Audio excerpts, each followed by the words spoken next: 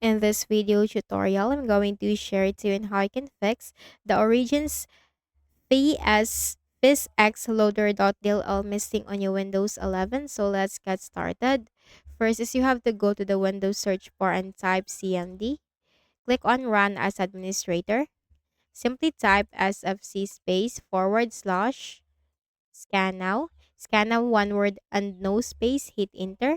The system scan will begin, so simply wait for the process to be 100% completed. Once the process is completed, type exit in the command prompt window and then right click at the start button, shut down or sign out and restart. Then check your system type. Type system info. Take note of the system type and then open a browser. Search for Visual C++ Redistributable and hit enter. Click on the first option. Scroll down and click the download link corresponding to your system type and simply install the Visual C++ on your Windows 11.